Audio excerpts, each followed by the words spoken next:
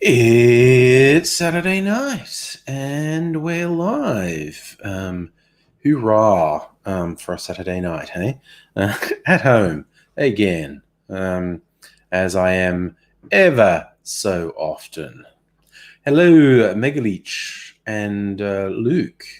How are you all doing this evening? It's yeah. It's wild times. Where we're halfway through our lockdown. What are we at? No, this is week 4 of 6, isn't it? And we finally got down to double figures with the new cases, which is a major fucking uh, psychological barrier broken. Anyway, Chris, hello. How are you? And Luke, hello to you too. I already said hello to you. That's okay. I don't mind saying hello twice. It's fine. It's good. So, yes. North. Yes, you got this. Good. Good positive attitude. Loving it. Absolutely loving the positive attitude. That's what we need in this weird friggin' world. Positivity. Stella, good evening. Nice to see you. Mm.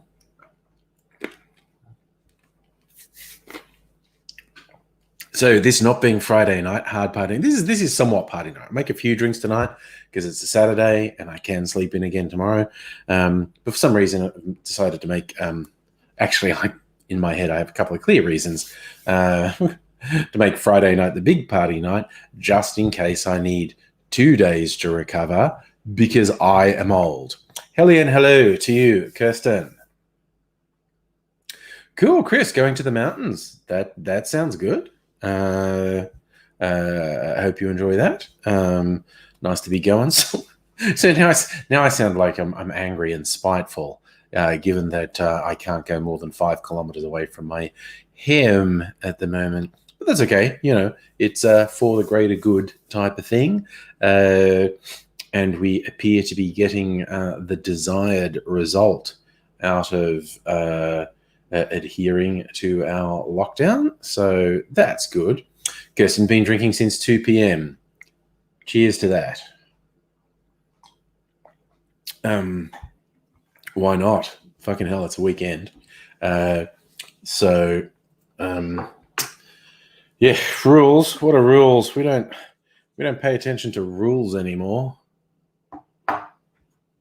So in one of my videos this week saying there are no rules, and I friggin' it's like I had to do the taste test for my clarified margarita drink last week.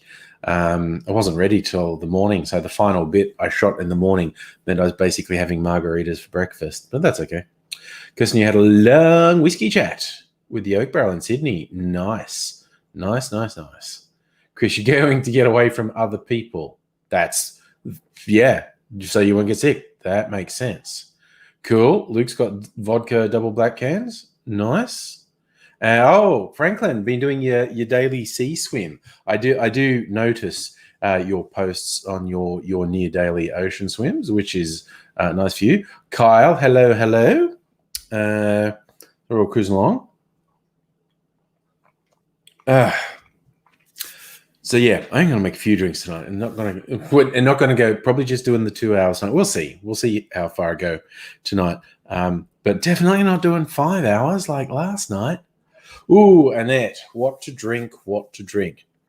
You see, okay. I was going to make a Black Panther drink, honoring Chadwick Boseman, who left us far too early. Hashtag fuck cancer. So I think you got the marionette sample pack. You would have had the blackberry, the myrrh in there. Nice. Lee, some fine tea. That's good. Yeah, no, Chris, it was a shock. It was his diagnosis was not widely known, although he'd been undergoing treatment for like 4 years. Yes, Wakanda forever. I'm so white doing that. Yes, North. I never freeze. Uh, um, okay, so Annette, here's what I was thinking, because that myrrh is really dark purple, like light doesn't get through it really, and the magic potion the Black Panther consumes to get the powers is purple. So I think that myrrh would be the base, and I'm thinking some gin, some of the myrrh, and I was looking at some suggestions. They but suggested both lime juice and orange juice. Uh, so actually, I have some blood orange juice, so I might do both. But lime or lemon juice in it as well, I think. Kyle, a question. Do I think you should get back into YouTubing? You just finished an assignment video essay and editing. Really enjoyed making them. However, I don't really have tons of time. Haven't felt the support from creators. Dude, you do the YouTube if you love doing it. Shit's got so sort of intense in the last couple of years. I would not recommend anyone do anything on YouTube unless it was, I'm going to enjoy doing this and it's going to make me feel happy and fulfilled. Any thought of reaching a particular audience or getting famous, look, it might happen, but that would be a really sort of soul-destroying thing to aim for at the moment, I think. If you can see a thing like, I'm going to feel good and fulfilled and have a creative outlet if I do this, then do that. Abigail, good to Ethanink and Michael, who weirdly, it's there, but there's no comment. So anyway. Franklin, you saw pictures of Chadwick Boseman a few months ago. Yes. His most recent photos, he was looking quite skinny, and that was obviously the cancer and the treatment. We all just thought, well, he's an actor, he changes looks thing. Luke, definitely don't do it to get money, because it's 99.99% likely you won't. My latest experiment, doing another directionally frozen bit of ice to get. Ooh, it's melted a bit. I might be able to get it out. I'm just going to tip it in the sink so I don't make too much mess.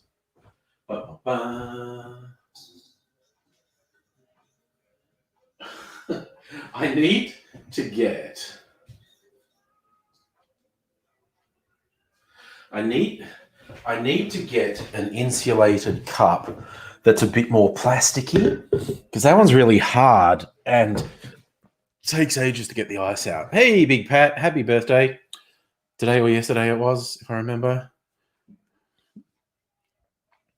So yes, if doing stuff and expressing yourself and sharing stuff via the medium of video on the internet is going to make you feel fulfilled and happy, then do that. That would be the only reason I would get into YouTube stuff. Abigail, you were today years old when you found out the Doctor's old companions, Nissa and Tegan, settled down together in Queensland and became a couple. It's canon. Well, there you go. Is that okay? You're talking about the fictional characters. Is that in like one of the novels or radio plays? Because there's so many of them. Kaylee, hello.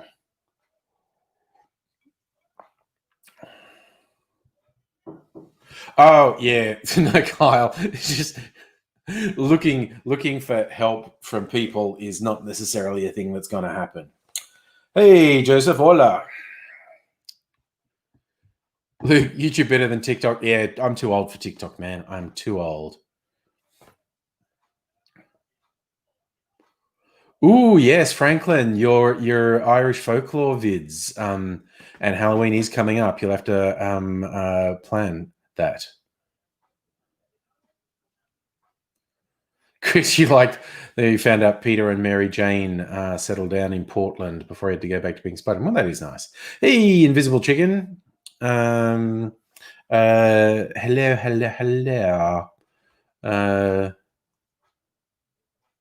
Yes, I did say hello to Kaylee, didn't I? Yes. Hello, Kaylee. Yeah. So it's fun little spin-off things characters have. I know there are a lot of the audio dramas. Back in the day, we would have called them radio plays for Doctor Who. And there are a bunch of them, and there are a bunch of the Doctor Who novels that were never TV adventures. So yeah, they will have all sorts of things. So, will Marvel recast Black Panther? My response would be almost certainly. Drake Magnum, hello. Good day, sir. How are you? Drake did a bunch of art for me over the years that I use in videos and whatnot. Very talented. Yeah, I think while it may not have been general public knowledge, I have very little doubt key people in Marvel will have known about Chadwick Boseman's diagnosis and the treatment he was getting, and so they knew the risk. I would imagine they've had discussions of going three potential ways. One is not making any more Black Panther movies.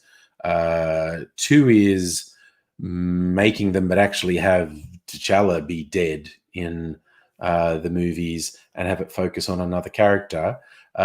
Three is recast. Now, I think they made so much money from the Black Panther movie, and it meant a lot to a lot of people. And I think Marvel are quite aware of that. I think that not making any more Black Panther is not on the cards. I think making one and having no T'Challa in it and have someone else be the focus is a stretch. It's possible, but a stretch. I think most straightforward, they're just going to recast. That's the thing that happens. Good, man. Glad to hear that you're doing great, Greg. Drake, that is excellent. Chris, you listened to Kick-Ass Radio mock broadcast from the 80s about nuclear war from a Toronto radio station. Cool. That is cool. Annette, a black martini from the Spruce Eats. 2 ounce vodka, 1 ounce blue curacao, 1/2 ounce black raspberry liqueur, lemon twist. Yeah, that won't need food coloring. If you use the myrrh, because that's so dark, yeah, I'd try making it with 2 ounces vodka or gin, if you like gin. Blue curacao, the black raspberry. That's going to be very Black Panther color. Yeah, Drake, I reckon that would be one of the big things they considered. T'Challa being dead and Suri actually taking the role of the Black Panther. I think they'd seriously consider it, but my money is on recasting. But we will see. Kyle, they were planning the sequel, but they was obviously planning with Chadwick Boseman in the role. And I don't think they'd started shooting it. There. Franklin, off to do groceries. Thanks for dropping in, man. Cool. Annette, you're going to go make it.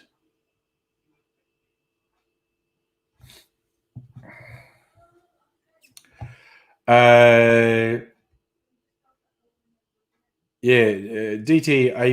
I get what you're saying, that the fact that they knew the risks with Chadwick, they might have prepared something, but not a whole movie. And that's what I mean. That they would basically have three choices. One is have T'Challa be dead in the movie, and two is to recast. And they could have shot something with Chadwick just in case he died, which would be really creepy. But my money is on they didn't, because it is a really significant undertaking to, shoot even a single scene of one of those movies. And you never know. Chadwick might have said, let's not shoot something in case I'm dead, because I don't want to be dead. I would still put most of my money on recasting because it happens all the time. Roles get recast when actors die. Be a lot of weight on the shoulders of whoever did get recast. So how long does it take? I think it takes a little while to film them, but it takes a really long time to do the post-production. The post-production takes much more than the actual shooting. Kyle, you want to bring up the fact it's good you studied screen business. It's a prime example of something massive happening and fucking up the whole production. Yep, absolutely. Kaylee, which one do you think would be an odd decision? Hollywood's full of odd decisions, but I'm interested in which one that you think would be an odd decision. So, after what happened to Paul Walker? I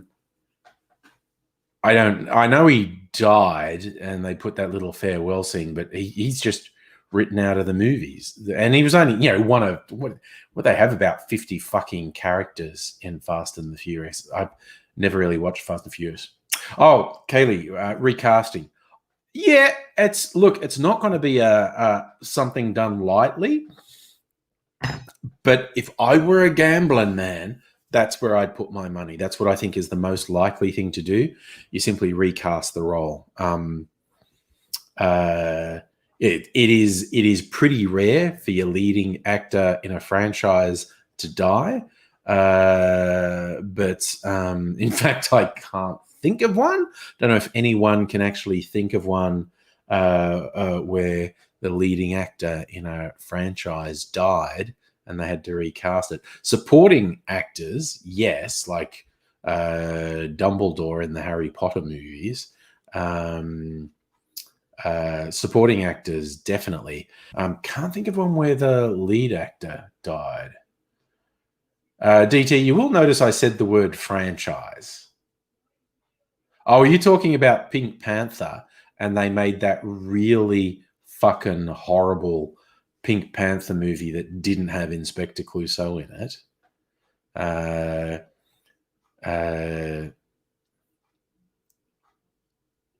But again, what I said was recasting.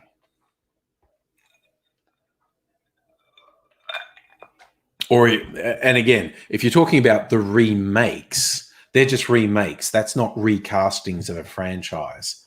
Both the Italian one with Roberto Benigni and the American one with Steve Martin, those weren't recastings to continue a franchise. Those were remakes, sort of hack shit that Hollywood does all the time. Chris, you work in TV and film. If they go forward, it's been shot, they can't really start. Yeah, they can't do a major production until COVID comes down, and it would take a couple of years for it to come out. Jim with the great big wobbly dangly ones. Hello. Kaylee, I reckon that's what you've got there. That's the second most likely option, that they actually have T'Challa be dead in the movie, and Suri takes on his mantle. So, yeah. Locust Trooper. Oh, yeah. Friendly. I have seen that. Friendly Geordie's been ripping on the unemployed union. Actual leftists are starting to regard him as more than a bit of a joke and a stooge for the Labor Party now.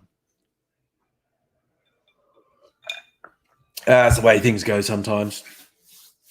So,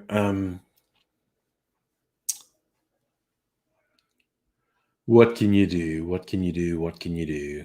It's people do shit. People do shit. All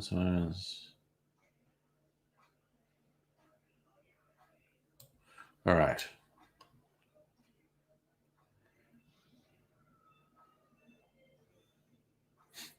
Kyle, not exactly true. Filmmakers starting to go back with COVID still happening. Yeah, but big productions like Marvel productions have hundreds of people on set, and it's very difficult to convince people that's a safe thing to do at the moment. Yes, Stella, you're right. He was specifically attacking the people who run the Australian Unemployed Workers Union. Nobody, good evening to you.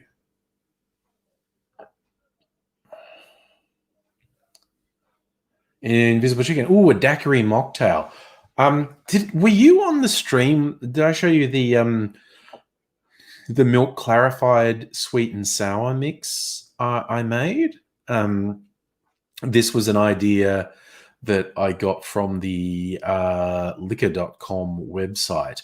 They had some very interesting what have yous syrup suggestions. Yes, Kyle, I was thinking of angry bunching it. All right, I'll show it to you, Kelly. So anyone wants to have a Saturday night chinwag? Oh, I just realized you're not going to see that on Facebook, Kyle. I'll have to open Facebook. That will just take me a second. I will put that in Facebook. All right. There we go. Anyone who wants to join. And Lee. Hello, Lee. Why am I always the first? I don't know. But, welcome. Oh, and here's Kyle. Hey, Kyle. Yay! Kyle, I have not heard from Kyle in a long time. I have been so busy that I have essentially just, I've kind of gone off the Facebook on it. Hold on. I've been working. I've been in pre-production pretty much. Okay. Cool. I'm currently working on a short film, so my whole brain's pretty much been like, how can I do this? How can I do that? How can I do this? What's this eventuality? What's going to happen with this? Yeah. Yeah. So, lots of planning. Ooh, Abigail's joining us. Where's the button? There's Abigail. Hello, Abigail. I was gonna to the whole. Hang on a sec. Abigail's going to get rid of the echo now. Yep, yes? got it. Good, excellent. I was going to say in regards to the whole Friendly Geordie situation that, I don't know if you watched the video, but I actually found it quite interesting. No, I didn't. I just know in general terms he has a problem with the Australian Australian Unemployed Workers Union. Well, the problem is not the fact that it's a union, because he did actually say, I'm going to probably defend Friendly Geordies here and say he does defend the right of having some sort of union that is for people, or some sort of body that helps support the unemployed community. The problem is, it's that the way that the AUWU have gone about it has actually been really terrible, and has actually been and in the whole video, the video is like 20 minutes long. He goes into a whole bunch of different areas as to why the whole thing is pretty shit. And if you actually watch the video, it actually does go into the thing where you're just like, how the hell is this actually happening? Okay, several points to make. That's his opinions, and I'd like to see him to support it with evidence. He does it in the video. Sorry? He does it in the video. He says he speaks to a lot of people from that thing. Of course, he can't mention them by name, but he does go into the fact of he's spoken to a ton of people. He's done all this research and all this sort of stuff. It's for me, it's I'm gonna be honest, I'm a bit of a fan of Friendly Geordies anyway. Some of the stuff he does, I'm like, really? But some of it, I'm like, yeah. Well, I'll make 2 points. One, I don't know anything about the Unemployed Workers Union. Literally nothing. I've never had any association with it or read anything on it. Second, I bet I could do a better, more accurate, and more insightful ripping down of the Labor Party than he did of the Unemployed Workers Union. And he's, on top of everything else, he's a fucking Labor Party stooge. Yeah, totally. It's absolutely ridiculous and pathetic the degree to which he idolizes the Labour Party. Oh yeah, totally. And I think, I mean, the other aspect is like, I get it, and it's really quite hard to kind of look at this because, I mean, as a person who kind of is very much in the middle of it all and kind of thinking about the fact that I am quite a progressive voter, is the fact of, do I support the Labour Party here or do I support the Greens? And it becomes this kind of big thing where it's kind of like you see benefits of both the Labour Party because they're a bigger party. There's a higher chance of them getting some form of support for a lot of bills. The aspect that they do have their pulse in a lot of different areas. It's much better than, say, the Greens, because the Greens are always seen as a bit of a fringe group on the left where they're like, well, what do we think of this and what do we think of that? And there are people... It's in times when like there's hung parliaments and there's not a strong sway to either party, that the Greens have brought in tons of really progressive policy. And like the only thing the Labour Party has going for it is that they're slightly better than the Liberal Party. And they're much better with the economy than the Liberal Party ever was. When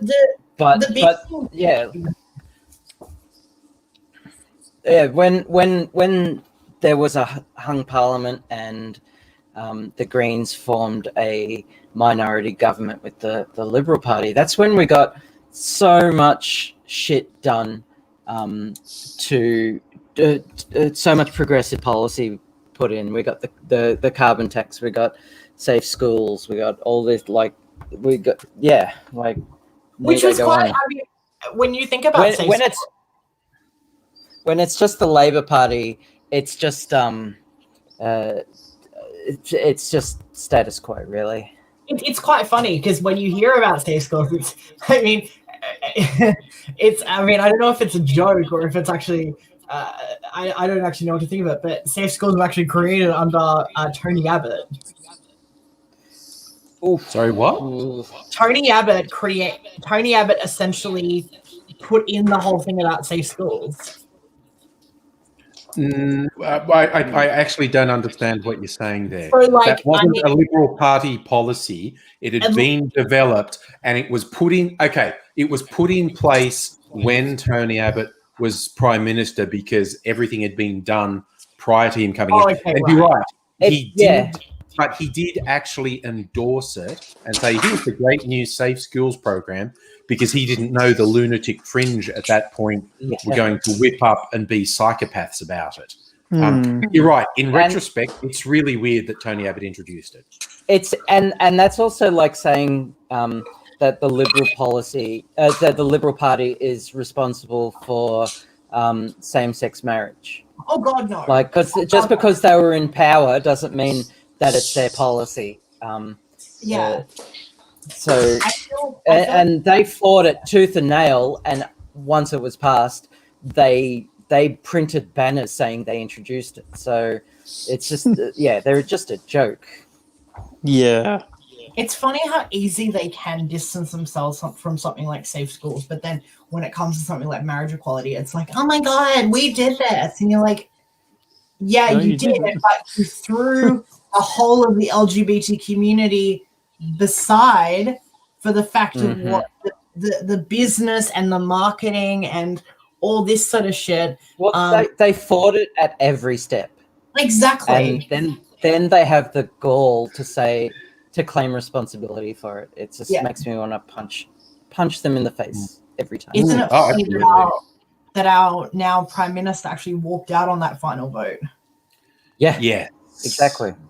Yeah, Scummo is a piece of shit. He very much is. I think that's definitely something we can agree on.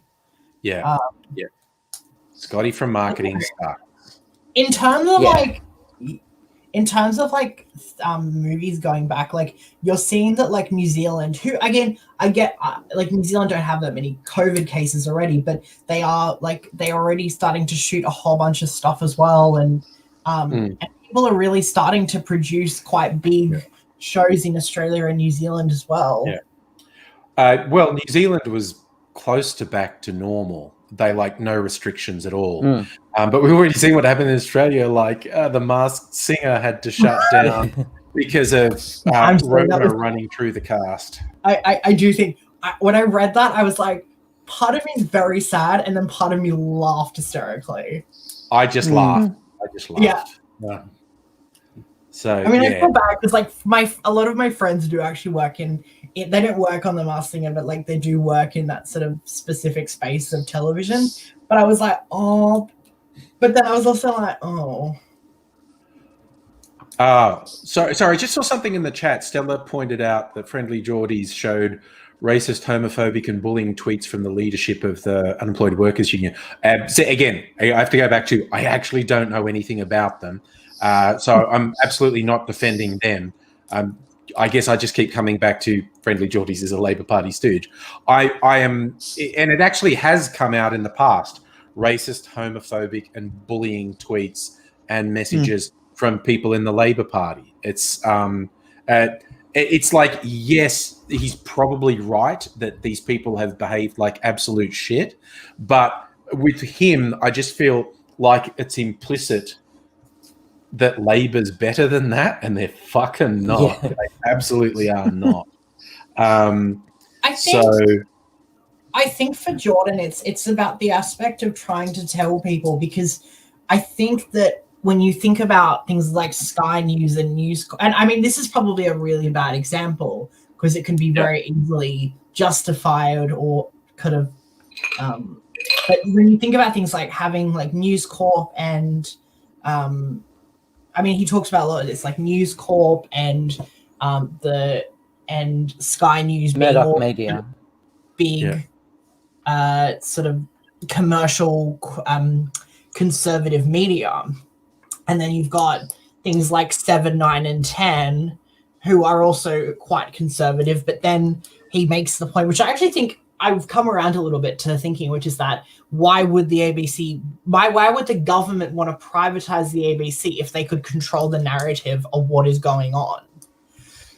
And the other thing is for Friendly Geordies, it's the fact of providing a different set of opinion in the fact of it is sort of saying, well, the Liberal Party have completely fucked this up. This is why, and here's what Labor's thing about it is.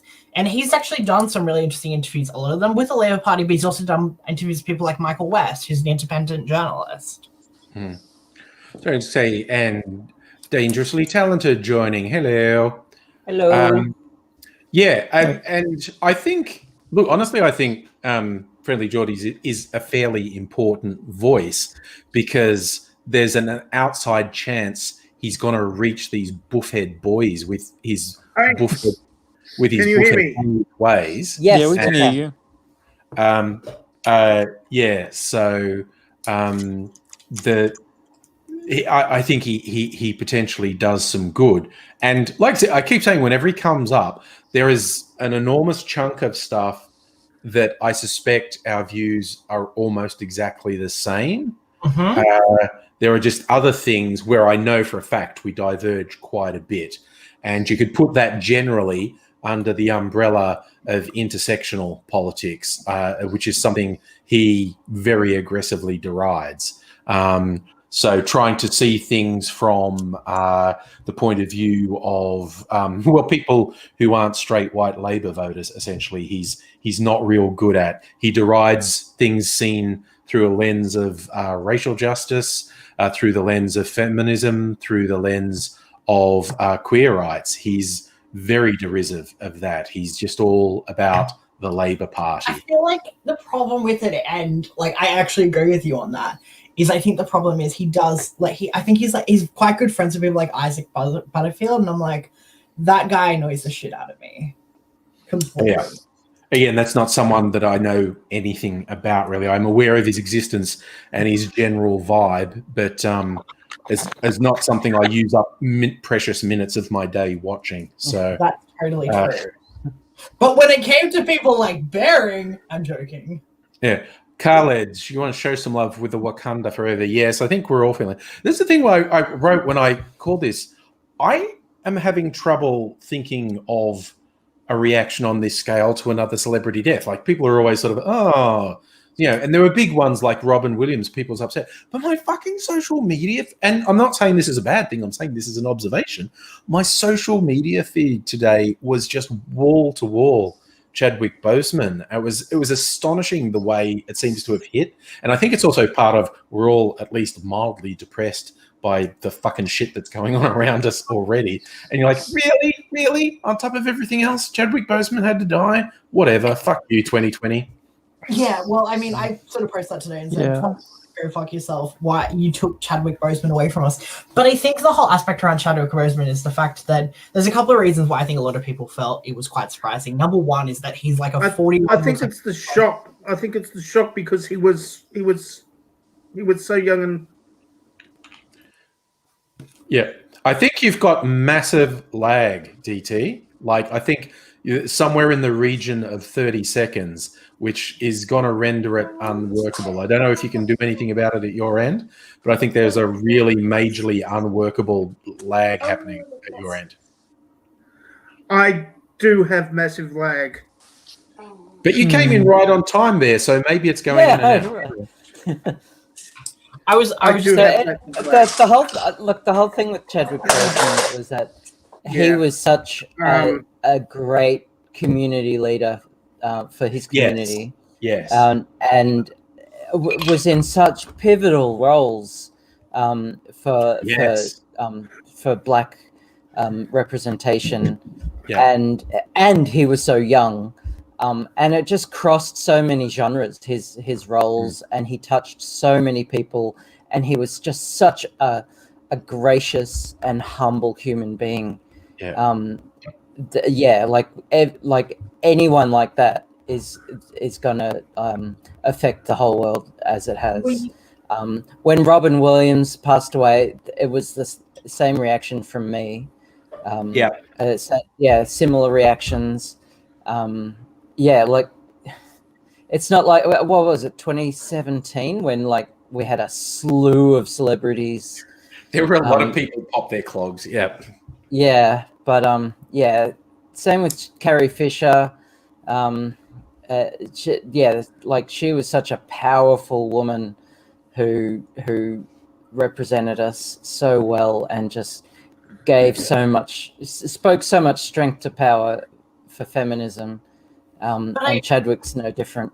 And look at a person's death like someone like Anton Yelchin, who, I mean, as a death, it wasn't because of a heart attack or it wasn't because of cancer, but it was faulty brakes. It was brakes from a car, and you're just like, holy crap! Like, I remember thinking about that. I mean, for me, I think the last. I mean, she's not really a celebrity, but the last kind of death that I was like, holy fuck, was when, I don't know if you guys remember Charlotte Dawson's death. No. She was a, do you know who that is, Andrew? No, that's what I was asking. Who's Charlotte Dawson? So Charlotte Dawson was a host she's one of the judges on Australia's Next Top Model. Right. And, she was a huge advocate for things like women's rights and gay rights and stuff like that. And there was this whole saga that happened between it's so long ago now. It's like more than 10 years since she took her life. But she basically got found near her apartment in Sydney, and a lot of it was because of like targeted bullying and cyberbullying through like these fashion bloggers in America, and it was just really, really shitty. I do remember her now.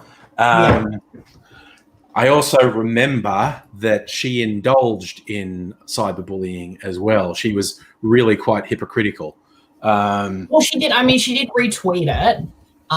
Which she I probably actively engaged in cyberbullying. She was a hypocrite, which is not to wish ill upon her, but she was directly responsible for the sort of stuff she decried in other people. And I think that's worth pointing out. But yeah, that was a few years ago. I do remember it though. Yes. But there's unexpected deaths, but one where everyone seems to go boof. I think the closest to Chadwick Boseman was Robin Williams. Probably was the closest I can remember. But yeah, Jim, you were shocked at John Cleese's death. It would be shocking because it hasn't happened. He's still alive. Yeah. Yeah. Yes. I think John Cleese would get a kick out of that. Yeah, he probably would. Yeah. And Rick Mayall dies suddenly, but then again, that was contributed because he had that near fatal accident several years earlier that he didn't die from, but I think it was the brain injury from that accident that killed him, basically. Oh my God. Last year, none of you probably saw this, but like there was a situation because I mean the Power Rangers fan base itself is incredibly large and very tight knit and close knit, and everyone kind of knows a lot of people about everyone else. It's a very close kind of. I actually feel like Power Rangers is got one of the closest fan bases ever. And I remember when the last year when PR Musava, who's the Red Ninja Storm Ranger, passed away because of this kind of really shitty thing that happened between a domestic violence situation, which was just really bad. It was just a really wholly negative thing. And I felt so bad for his family because this whole thing had been dragged a lot out in the press as well. And I just was like, oh, this is so shit. Yeah. Yeah, I think last I heard of some death being really big was when my family were like, oh, we've got our distant cousin's death in the newspaper article of his death somewhere. I'm like, oh, wow. Yeah. My distant cousin being JFK. But it almost seems really blasé, isn't it? I mean, like, human life can just be taken away so simply and easily. Sapphire, I love Lost Galaxy. Lost Galaxy is a great season. Yes. Oh, yeah, Jim was saying, in seriousness, Prince was a shock. Prince was a shock because, again, that was we didn't realise the issues he had with substance abuse, and so yeah, there was no warning. He wasn't sick and he wasn't old. He just died. It was definitely a shock. But right, I'm making a Black Panther purple give me superpowers drink. So love it. Mainly getting my. I was going to say, Safa, I feel like we can have a massive conversation on this, but In Space itself was actually a really interesting and well-created season. The only thing is, like, how the hell do they breathe in space while wearing those Ranger suits? It just did not make any sense whatsoever. Nanotechnology. There's nanotechnology inside their suits, Kyle. That's what was happening. Sure. Well, they never fucking explained it, and it was like, what the fuck? It makes no sense. Magic. Oh, it's Power Rangers. Anything's possible. That is true. Sorry, whenever I think Power Rangers, what I think of, there's a Key and Peele sketch which cracked me up. They got the Power Rangers. There's one in the blue Power Armor, and the blue Power Ranger, the yellow Power Ranger, and the green Power Ranger. And Jordan Peele is wearing, I mean, whatever color I didn't say, like he's green or he's blue or something. And they call him the Black Power Ranger, and he's like, what? Why are you calling me that? Because everyone else they were calling by their outfit, like red, blue, green, and he's wearing yellow, and they keep calling him the Black Power Ranger. And he's like, stop calling me that. There's a great I mean, I love it because it's like these little kind of like things that you're like, oh, that's really weird.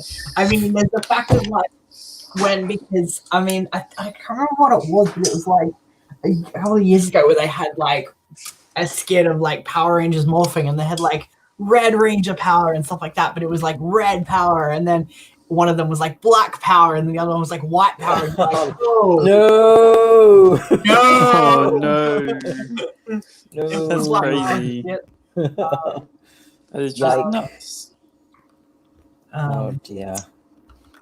Yeah, I mean, Safa, in terms of the movie being rebooted, that's going to be an interesting discussion because, I mean, it's so annoying because, like, I can totally understand the 2017 movie working, but unfortunately, on a level, it was essentially a massive branding exercise for Krispy Kreme donuts.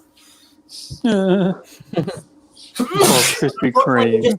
And also, it wasn't Power Rangers. It was very much like a kind of Breakfast Club, kind of like origin story that was kind of more dramatic and took itself way too seriously. Oh my god! If I do YouTube again, Andrew, I'm going to do a thing about films about being too serious. I fucking hate films that take themselves way too seriously. There's a film that I saw at Sydney Film Festival last year. Director is an amazing, amazing guy, but his film it was so serious, and it shouldn't have been, because it was a film about a killer red goddamn dress. Ooh. I remember when well, I wouldn't have remembered because I wasn't born then. but Andrew, we Back can't to the hear you. Future would have been Now you can. Sorry. Back to the Future yeah. had Eric Stoltz before Michael J. Fox. Yeah, and and they he was thought apparently a that Eric dickhead. Stoltz was They've too seen a few serious. scenes. Yeah, They filmed a few scenes with him. yeah. And they were like, Eric you're way Stoltz too was too much of a serious. dickhead and they didn't like him, and they got rid of him. Yeah. And then They had to And, work around Michael J. Fox's Family Ties schedule, they did. which is why a lot of the scenes were at night. Yeah, Yeah, pretty But- much. Remember when Marissa Hargitay was in Power Rangers the movie? not really. No, I Well, have Power not Rangers is not something I consumed do all the time. any Power Rangers stuff whatsoever. Oh, I know No. nothing about And it. oh, oh, I remember yeah. they shot one in Sydney. It's- One of the Power Rangers movies was shot in Sydney. that was the original. So that was the 1990. Was it the? No, it was. Was it? Yeah, it was the 1993 one, or like the 1995 one. I can't remember. But the whole, I mean, that was kind of set up to back in like season 2 of Power Rangers. They actually had this kind of storyline about them actually coming to Australia, and so that was the actual antithesis for actually then shooting in Australia and creating the film. And if I don't know if you guys have seen it in a long while, but the actual end Zord scene is, I think, a artistic. Oh my god, that cat is so cute. An artistic impression Yuki. of George Street, Yeah. and I think it was shot all in Fox Studios. So, yeah. And then they had the Turbo movie. That is right. Then they had Oh, the yeah. which was Speaking of Star Trek, wow. Yeah. because I don't know, I'm just being silly. I don't know anything about Power Rangers whatsoever. No. I Neither haven't. do I. It's I grew up just on that, after but- I was an adult. I'm too old for it, I guess. Yeah. I don't know.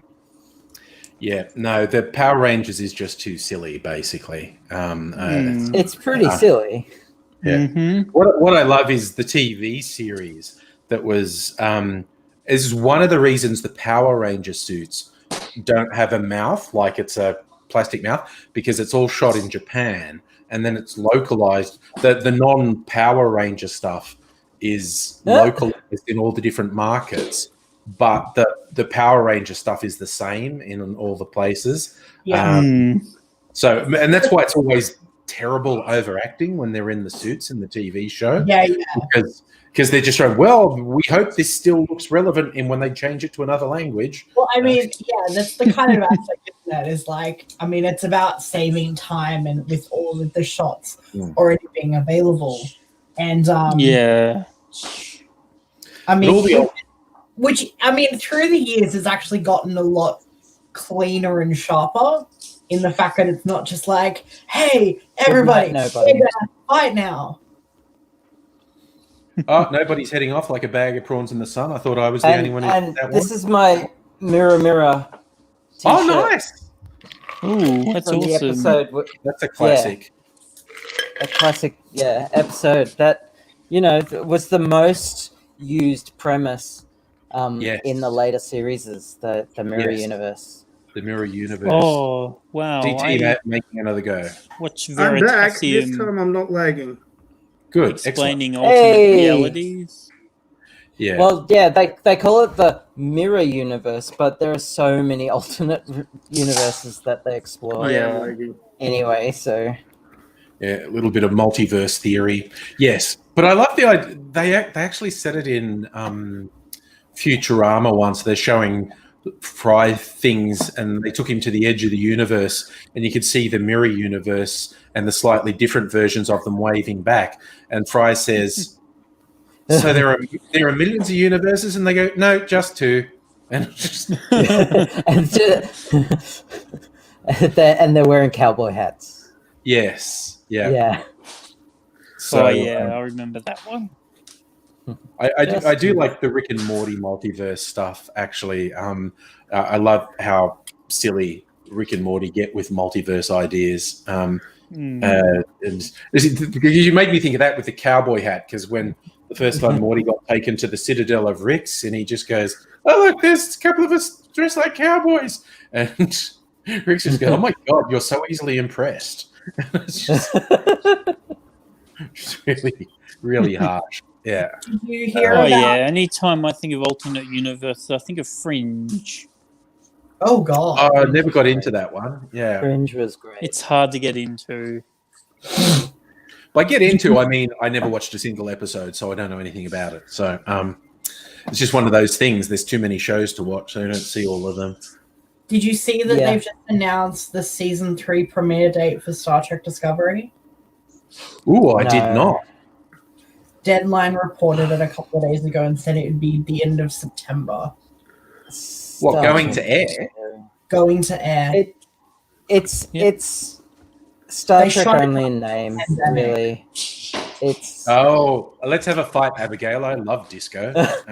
yeah. Because they not dare to impressed. do different things. I And that- still watch it, but it's Yeah. just pew kind of. Yeah. Not But a big this- fan. This is where Star Wars fans shit me too, because if anyone dares to try and interpret things differently, they go, "Oh, they've ruined everything." Like, sorry, no, okay, not Rise of Skywalker. That was stupid beyond words. But I haven't even watched it. It's Force awful. Awakens and Last Jedi were so much better than any of the other saga movies. It's not, and it's not even close. It's not even close. I think it's better effects because, of course, it's better effects because technology advanced. But it's better story concepts. It's better scripts. It's better acting. And the original Star Wars, although I love it, the dialogue is terrible. George Lucas is so bad at dialogue.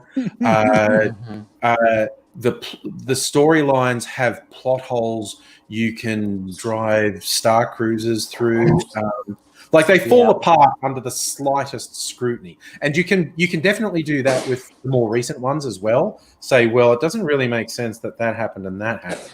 You can. But with the original Star Wars, the plot holes are so big and so dumb. And but for me, I just suspend disbelief because they're fun movies to watch. But if you think about them, you ruin them. You ruin them if you think about them. Look, I got to say, I don't like Discovery very much. I still watch it because it's Star Trek, And Yeah. if you enjoy it, that's amazing because there's just more Star Trek now, and it's great. Yes. But it's just I prefer things like TNG and DS9, and Discovery has a completely different vibe to those series. Yes, it does. Yeah, and more power to people who watch Discovery, because it's like, I'll celebrate Star Trek, but it's just not really. It to me it vibes more like generic sci-fi with a thin veneer of Star Trek attached.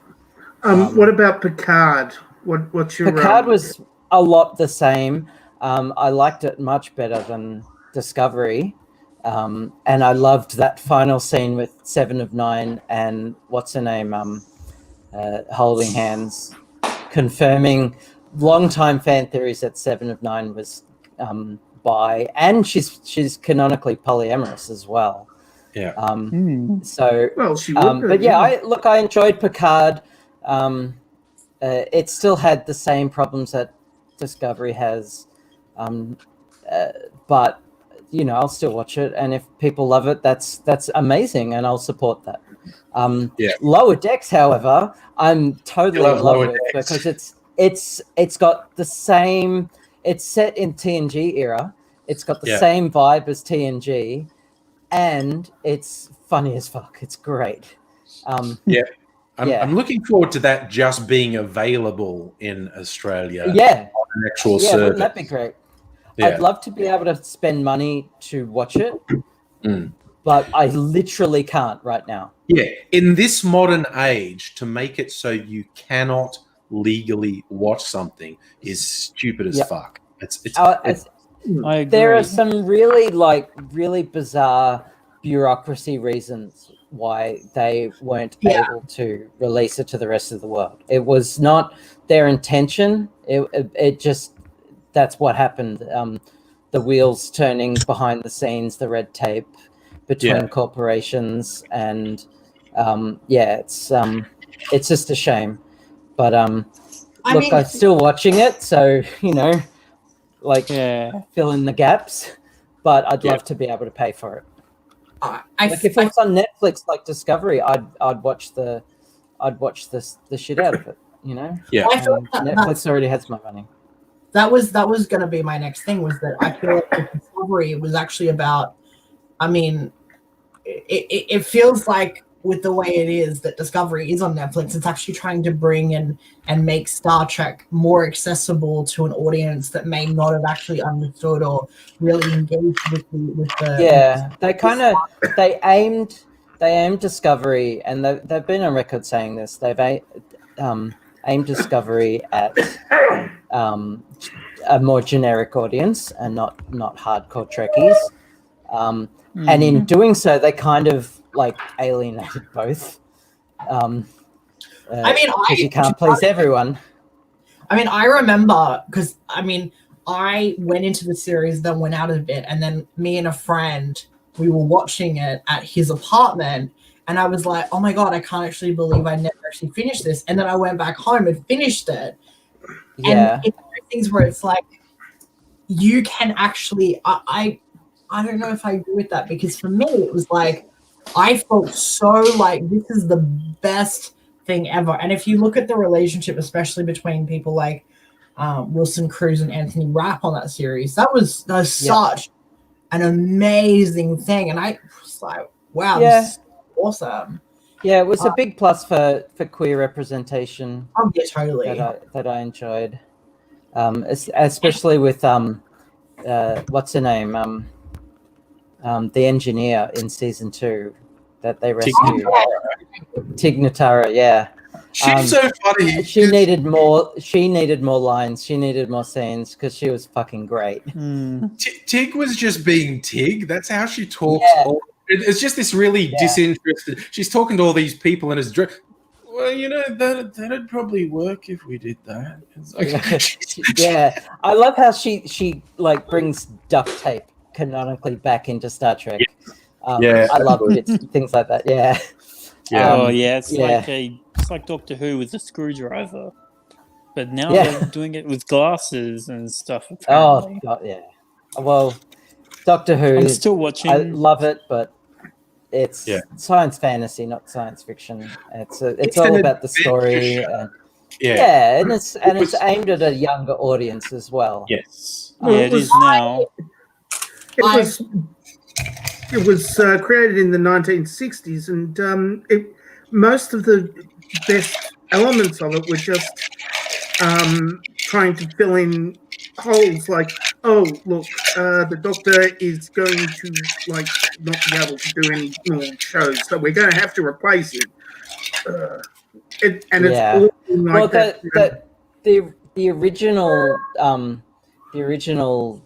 show, they had to fill in so much time. Yeah. That they didn't have story or script for, and it comes across in today's age as a bit boring, actually. Oh, some of them are not very well paced. You've got to watch them one episode per day, not all 12 in one binge. It's not for binging. No. Correct. Definitely not. I don't binge watch Doctor Who. Or I just watch do one what I episode did at a time. and read every single book I could get my hands on when I was younger. Yeah, it could because I mean, it's a different media, and they could set their own pace in writing. Yeah, you could cut down most of those serials to 45 minutes without a problem. Yep. Yeah, one thing I saw on the internet on Quora, of all places, was someone named Michelle Carter talking her boyfriend into killing himself. Now that made me so mad. What? Okay, thanks for bringing the mood down, Lee. No, sorry. That's more of a non sequitur than talking about Star Trek.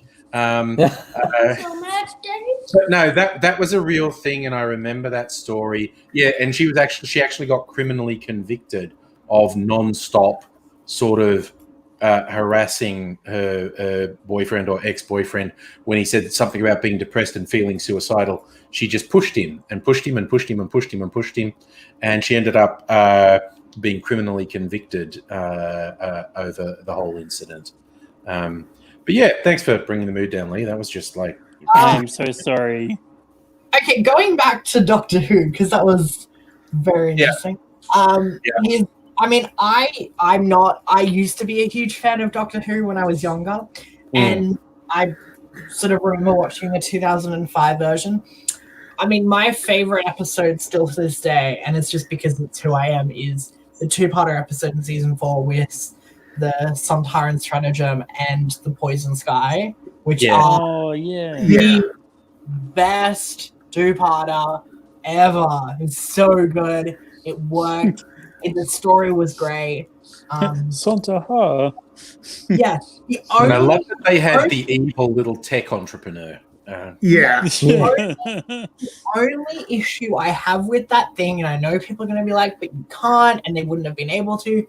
I wish that they had shown how they had brainwashed or done the clone things with the unit soldiers. I really wish they had shown us that. I would have been like, that is awesome. Yeah, that would have been cool. Well, they could still do it in another, not those particular unit soldiers, but other. They could show the method on another episode. Yeah, I actually was considering. I don't know if there's any like fan fictions out there where like they actually explain a little bit more detail about how they've done it. But I was actually even going to consider like writing it myself and being like, this is how I would have seen it happening. Oh my God, it was such a good thing. And then I was watching a couple of scenes from the Poison Sky, and one person had made a really interesting point, which I actually agree with, was that about the fact of why did they kill Harrison Gray? Because the fact that they could have actually utilized them more. Or it was one of those really interesting things through like that story had brought up so much in such a little bit of time. Oh yeah, and Atmos. Yes. Yeah, you can only, even with the two-parter, you can only fit so much in. It's the reverse situation from the original Doctor Who. Well, the kind of is that like you can have the Doctor saving that, But the greatest thing about Doctor Who is that because it's not essentially like a not a reality show, like a soap opera. It's a series. Yeah. They can return to those specific things, and so what can actually happen is it can actually be like, oh, the Sontarans have actually survived, and the unit soldiers are still brainwashed. Yeah. Oh no. Well, they just have new Sontarans. Yeah, totally. Because there's lots of them being little clone pod babies. Yeah. Just other like the Daleks. The other specific issue I had with Doctor Who, which was quite recent, was when James Corden was on it. And he's a great actor himself. Yeah. Nothing against him. But the end of Closing Time really completely made me so angry because of the aspect, and this might be a bit of the sociopath inside of me talking, but I wish that they had made James Corden a full Cyberman. Yeah, that's the psychopath in you talking, Kyle. Absolutely. He's like... The whole aspect was that it's about reconnecting with the son's father, and the love of the father breaks him out of anything. And I was like, no, make him a fucking Cyberman. Yeah. Like, at least do it a bit longer so that maybe through that. But it was like, God, like, no, like it was so stupid, and I hated like that specific way of doing that. I like the original Torchwood before the Americans took over. I think season 1 of Torchwood was pretty good, although they devolved into one or two of the worst tropes ever, namely when the is going into a thing where people are being murdered, mysteriously disappearing and being murdered. They go, let's split up. Like, what the fuck? There is a literal unknown but lethal danger, and you split your team up to make them more vulnerable. That is the dumbest, laziest writing ever. And I think by season 3, maybe, like the last one before the Americans got to it was unwatchable. It was just stupid. And I think the last couple, like Children of Earth and the other series, I think they were a marked improvement. But again, I was frustrated as shit. The Children of Earth thing with the aliens who fed on the kids. Again, that's when there's a plot hole that's so big, you know, you can fit an alternate universe in it. I get the shits, because there were two things that didn't work for me in that. Spoiler alert for something that was on air 10 years ago. But it's like this weird shit is happening with the kids on Earth, and it turns out they can be controlled by these aliens. And it turns out these aliens want a certain number of human children, and the human children are like a drug to them. And they not like a drug, they are a drug. And they slowly drain the essence of the children to get high. And they've been here before, and they were given children before in a deal to go away. And now they've come back. And they were never meant to come back, but they're junkies and they want more of the kids. To me, there were two ridiculous... Well, one of them's not ridiculous. One's just my view of junkies, really. And it's just like, no, these aliens are junkies. You had a deal with them. You gave them the drug, and they were supposed to go away. Now they're back and they want more drug. They will always keep coming back. You cannot make a deal with them. You have to... I agree with. Because they're junkies and they've already broken the deal. The second one is that, oh no, what children will you send? You'll just tell the aliens, go and steal all the children from Africa and Southeast Asia. The Americans and the British and the Europeans would do that in a fucking heartbeat. If it was to keep us safe, they would just say to the aliens, dude, fucking go take 1 million kids from Africa. No one will miss them. Which is not my view, but governments in Europe and the Americans and stuff, they would do that in a heartbeat. If it would make the aliens go away, they would just go, yeah, just fucking take the kids from third world countries, man. Most of them die before they're adults anyway, so fuck it. Yeah. That would happen in a heartbeat. There would be no moral quandary whatsoever. The deal would have the same day. Oh no, the aliens want children. What do we do? I don't know. Give them kids we don't give a shit about. That's a good idea. Let's do that. They tried to do the whole class thing in England, which was good, and I liked it. They were just going to ship off the lower class kids, but I was just like, for fuck's sake, you would just send the aliens. The sort of evil bastards who run governments would just send the aliens straight to third world countries and say, take as many kids as you want. No one will notice. And so that bugged me. That the solution. There were two things about the aliens. One is don't do a deal with them because they're junkies and you can't trust them. Second, if you're going to do a deal, you're going to send them straight to third world countries. That's my Jesus. That was a bit of a rant, wasn't it? I got a head of steam going there. I was going to say, Capaldi is multiple people in the Whoverse. He was the guy in Children of Earth. Yes, and Caecilius in Fires of Pompeii. Yeah. Yes, that was his first actual Doctor Who. Capaldi is hands down my favourite Doctor. He made it seem like a completely different show, I thought, which was interesting and also slightly hard to wrap my head around. He got far better in his third series. Passionate. He was so passionate about the role. Yeah. The two-parter Heaven Sent and Hell Bent, when he would prefer to resist the Time Lords for several billion years than knuckle under to them. And then when he got to Gallifrey and he was just like, get fucked. Hey, Rassilon, come over here. Fuck you. Okay? Yep. Fuck you. And it's just like, and that was like, put down the spoon. Hardcore shit right there. Yeah. Paul was just saying Russell T Davies apparently talked about tying Doctor Who with the Star Trek universe. It was a comic series that it was did a crossover. Yeah, it was a comic that was book, pretty good. That's sitting on my shelf right now. And it was not bad. And they even showed Tom Baker's Doctor interacting with Kirk and Spock. Why not? Yeah, I've seen that. My favourite Doctor has to be Tom Baker, only because he was offering jelly babies. Well, if I went back and watched a couple of episodes, and he is gruff and rude and just, I mean, he's great and I loved it, but he literally insulted his companions at times. Oh yeah, And I don't remember that from childhood, watching them, because I watched them every day as a child. Well, the and I first don't four remember Doctors that. often did that.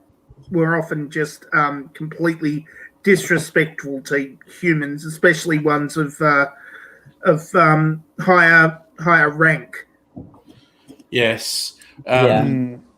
John Weeks one famously argued with the Brigadier on tactics on something, and he goes, well, you're the perfect example of why the term military intelligence is a contradiction in terms. I like that episode. There's that whole aspect in Sontaran Stratagem when, in Poison Sky, when Ross dies, and it's how David Tennant uses that really powerful performance to kind of talk about it, not in so little words, basically destroys the way that the military works, and how this fundamental idea of the military is actually not something that's good. And I really think that comes back to the whole aspect around how good David Tennant's performance is in that scene, but also the power of writing and the power of writing through subtext. And it's like one line, and it's like, get them out of there. But it's said, and you see him, and it's the way it's directed, it's the way it's produced, it's the way it's written, it's the way it's created. It's just this whole thing across the board where you're just like, this is about the beautiful sense of subtext through the story, and it's like, this is what this means, and this is how it's going to play out. Yeah. So when you're talking about the Sontaran one, it always makes me think of the Donna episode Turn Left, which is one of my favorites. Yeah. Where someone changes history So Donna never saves the doctor. Donna never convinces the doctor to not commit suicide. This reminds me of Schrodinger's cat.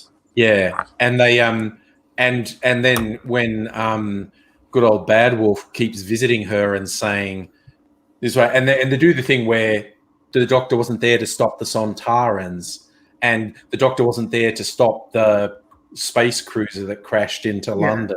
The Titanic. And, Torch would do a suicide mission to destroy the Sontaran ship, and when Donna eventually does, she has to actually sacrifice herself, and she's told when she goes, "But time will change if I die, and then it'll go back and it'll all be fine, won't it?" And Rose goes, "Ugh."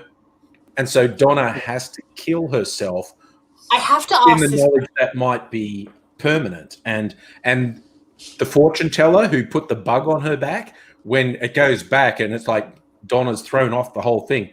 The pure terror on the fortune teller going, "Who are you? What are you?" It's like, she's just a chav. She is just a bogan from the suburbs. I mean, this is a question I have, and it still never has really gotten answered. But in that episode, in Sontaran Stratagem, I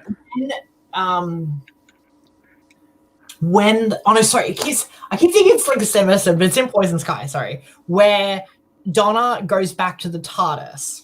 Yeah. And the unit guys come in and they transport the TARDIS to the Sontaran ship. Yeah. And there's a call that the Doctor gets. And while Donna is talking to the Doctor through the TARDIS, Rose randomly comes up on the screen. Oh, yeah, and she's going, "Doctor!" But literally nothing. It just felt like it was like a plot point that I just it never really came back to it. Yeah, it's that would be, they put seeds in seasons ahead of resolving them, and that would just be about Rose is actually still out there in an alternate universe, and she has spent the whole time trying to get back to the Doctor, and she eventually does. It's that was explained. Yeah, it's as simple as that. It was explained that she was trying to get through, and there were several bits and pieces kept throughout inserted throughout that particular series of her trying to get back in. Yeah. Right. Although my personal favourite foreshadowing that you don't find out too much later, Futurama, Nibbler, when the truth about Nibbler is revealed, and he actually is the one who pushed Fry into the freeze unit. And then you go back and watch the first episode, and Nibbler's silhouette is under Fry's chair. They planned that from the first episode, and I was like, sure did. Dude, the fucking patience for that payoff was amazing. That's J. Michael Straczynski level of patience right there. Yeah. Yeah. Because what season was the truth about Nibbler? The second or the third? I don't know. I will say, in terms of shows like Futurama and stuff like that, while I can understand and I feel shitty sometimes about things like Fox, the amount of shit that those shows have basically defamed Fox as a whole network. Oh, yeah. Yeah. There was that scene in Futurama, which is so great, which is that scene where they've all been cancelled, and it goes to like the Box network, but the line itself is just not working, and it keeps going back from Box to Fox. And you're just like, this is okay, my fellow humans. I'm going to have to go. All right, see you Story later. time for my The son. blog and All right. Oh, good. Peace Story and love. time's important. See you. Bye. But I just felt like that whole thing was so hilarious, and just again shows the power of really great writing. It's just Absolutely. happen.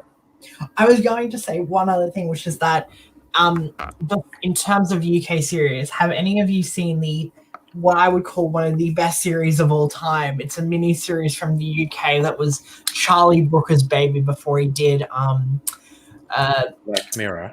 Black Mirror, which was Dead Set. No, I don't think I saw Oh, that. yes, I think I saw a couple of those. Dead Holy Set. shit! I just got the best freeze of you, Phil. The excited you on my screen, you froze on the excited. Oh, and it stayed there for like 10 seconds. It was beautiful. I could hear you underneath, but you were just frozen on that. It was absolutely beautiful. I just wanted to share that with you. I mean, to me, I think in terms of quality of writing, Dead Set is one of the most like underappreciated things. It was such a good show. That's the one with the share house, but they're all different kinds of undead people, yeah? It was the no. That's no. It was the one that's set in the Big Brother house, and all the cameras go off because there's been a zombie invasion. Okay. And essentially, what happens is the Big Brother house don't know it until like they realize that everything's kind of gone to shit. It's really fucking great, and it's the most British. Like it's weird because like you've got a really British horror thing, but with characters that almost provide this deep sense of like really fun British comedic time. Like there's a character in that show which won't give it away, but like there's a character who's like this kind of like I think you feel like he's like the executive producer of the show. Yeah. And he's like the asshole of everybody. And when all of this shit starts going out, he hires a prostitute. And basically this prostitute's like, what the fuck are you doing? And in the corner, because he can't get out because the zombies are there, he decides that he grabs the bucket and tries to go and shit in the bucket. And the prostitute's like, what are you doing? What? But it's done in this very British comedic way where it's horror and it's awful, but it's very funny. That's not about the lesbian vampires. I don't know what that is. I know what show Phil was referring to. It was like you ended up one member of the house was a werewolf, one was a vampire, one was that's the one. What we do in the shadows. It was not comedy like What We Do in the Shadows. Oh god, and now it's going to bug the shit out of me that I can't remember the name of that show. But because I watched a bit about that one. Annette wants some lesbian vampires. Speaking of James Corden, he was in a movie called Lesbian Vampire Killers. You mean Lesbian Vampire Slayer or something? Sorry, no, what? Yeah. No, there was a film called. It was a film about. It was really shit. It was really terrible. What was it called? Alexander something Vampire Slayer? Oh, yeah, you're talking about Abraham Lincoln. Abraham Lincoln Vampire Slayer, which was actually pretty good. I enjoyed that. It's a very weird film. I saw it was on TV the other day. I happened to flick through and I watched 20 or 30 minutes of it because I've seen it all before. But no, I was saying James Corden was actually in a movie called Lesbian Vampire Killers, which was very silly. It was campy and fun and had lesbians, so why wouldn't I? Yep. What's not to like? It's kind of like when I dragged Daisy into watching movies called Tokyo Gore Police and Big Tit Zombie. That was another really good cheap Japanese horror slasher film, that I made him watch. But yeah, it's really funny because you watch the effects and they're all computer generated rather than physical effects with the gore and stuff. I was going, I see better than this on YouTube, honestly. Like Corridor Digital and Freddie Wong do better effects than this. But I think I was going to say, Annette, if I while I don't really know many lesbian vampire films, I was going to say, I wonder if I can't tickle your fancy by saying that there is a Brazilian film called Good Manners that is 2 and a bit hours long, which is lesbian werewolves. So there you go. If you're enjoyed by that, I believe it's still on Stan. Yeah. The other one that I have that might be interesting is a sci-fi lesbian film on Stan as well called Aniara, which is quite interesting interesting. Okay. I don't know too much about films as Right. well. So Invisible Chicken and Kirsten both picked that. The show was called Being Human. That has the werewolf, the vampire, and the ghost all living in a house together. Yeah, that was a good show too. I enjoyed it. Yeah. I didn't watch it all the way through because it started changing quite a bit in the second season, from what I remember. But yeah, which one are you looking for on Stan and Ed? Sorry, and Safa, I'm wondering, what do you want to know about British TV licenses? I know a little bit about it, but all I know is that everyone who watches TV has to pay a TV license. But there's no way to track them. Has to pay a license for every TV they own. Yeah. I'm not sure how strictly policed it is these days, Well, but there were periods where roaming vans would go around and do spot checks. They were completely fake. Yeah, they were all fake. They had impressive looking equipment, but none of it worked because you can't detect and you can own a TV from the 1950s. Yeah, you're allowed to own a TV and not have a license as long as you don't watch shows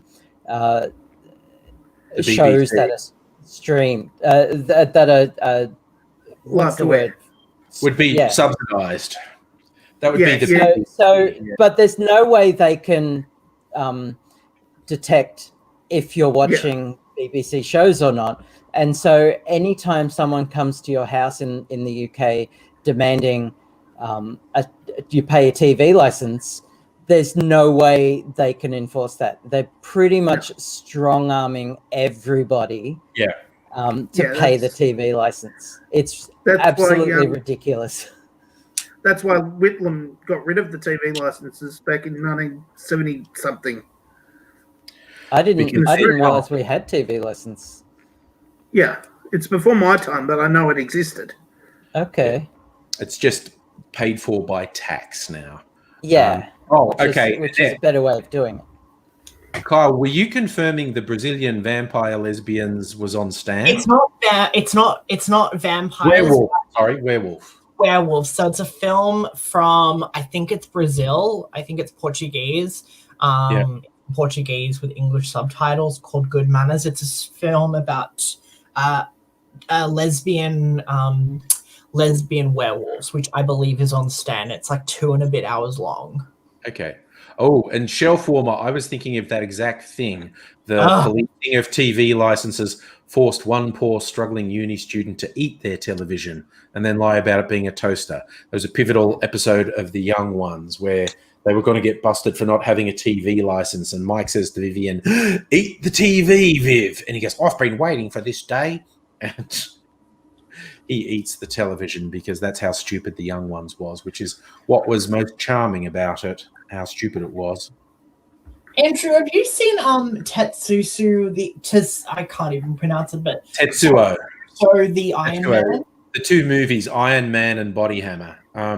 Iron Man is super weird because it's like a student film. It's black and white. Super weird. And really weird. The sequel, which is a proper studio film, Body Hammer, Tetsuo 2, that is dark as fuck because the guy's got all these nanomachines in him and they come to life in a way he can't control when he's under extreme stress.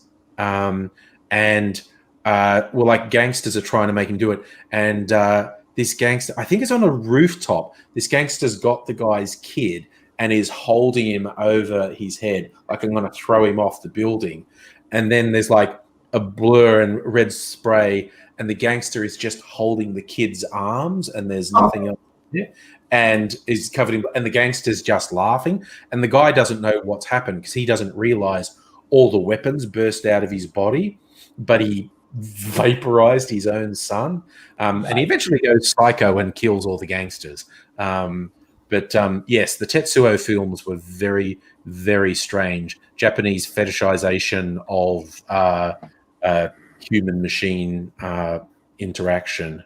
I will say, in terms of fetish cinema, which I honestly to God I have no idea why I enjoyed this movie so much. But maybe 2 months ago, I saw a film on an independent movie site called Anti-Porno. Right. It is not what you expect it is. It's not a film that's essentially an advertisement about anti-pornography. It is a film about a young actress who sexually, who for fetish and for her own gratification decides to attack her own assistant. Right. And it is the single-handedly the most strangest experience I've ever watched. Okay. It is the most interesting film. I actually gave it like 4.5 stars at the end because I was like, I don't know why I'm liking this so much, but it is fucking phenomenal. Okay. Sorry. I was gonna say if you find out how to watch it, I watched it on a site, but it's gone now. But if you can watch it, it's called Anti-Porno. It's from Japan. It's very. I found it fucking amazing, but I mean, it was very strange.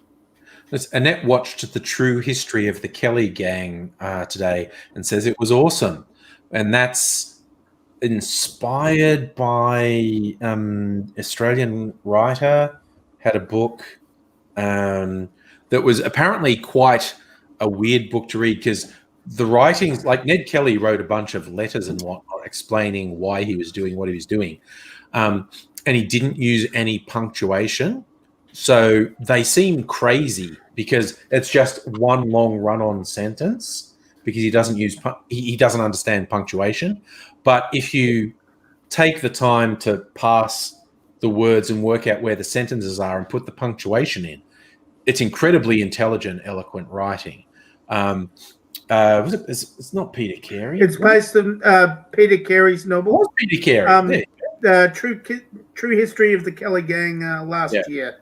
Yeah, so Peter Carey wrote the book, I don't know, at least 10 years ago. But he wrote it in the Ned Kelly style. It was no punctuation, and it was complete run-on. I haven't read it. But, like Annette said, it's a very feral, visceral, boy's own picnic at Hanging Rock. That is a fantastic summary. One of our films for film school, we just watched a Picnic at Hanging Rock, and I just thought, I don't know if it's because of it's old or because it's clearly dated, but I just found the whole thing very, very like, I couldn't even get into it, to be honest. It's a long time since I've seen it, so you're talking about the Bruce Beresford film from the 70s. Yes, I am. Yeah, like that was Australian new wave cinema in the 70s. It was supposed to be all. It had the dreamy quality that they were going for, but that dreamy quality is it's just not watchable these days. Yeah, I haven't watched it in forever, so I have no idea how I'd feel about it today. Again, I probably watched it in the 70s. I probably watched it for school in the 80s, actually. I was going to say, another film that I saw like a year ago, or no, maybe like 6 months ago, which I very much enjoyed, but it opens in the most strangest of ways. It's a French film called School's Out. Okay. And I'll just to give you a bit of a warning, because it's insane. So basically the film opens up with school students doing a test, right? They're doing an exam and stuff like that. And the teacher's kind of waiting there, just kind of doing some work. Teacher gets up, walks to the back of the classroom, opens up a window, walks up on the windowsill, goes to his death. Okay. It's That's an opening. Yeah. I did not expect that. I was like, what? And that's literally how the film starts. It's just like man committing suicide in front of the students. I was watching today on Netflix The Four Bloods, which is the last thing Chadwick Boseman did. I'm trying to let's remember Chadwick Boseman. I'll watch the last thing, and there's not much Chadwick Boseman in it, which is disappointing, and it's not very good. It's 2.5 hours long, and I've watched 1.5 hours of it, and I'm really just looking at it going like, I actually don't care about any of these characters or what happens to them. And so I don't know if I'm going to watch the final hour, because I found myself when I paused to make some dinner and saw I'd watched an hour and a half and there was still an hour to go.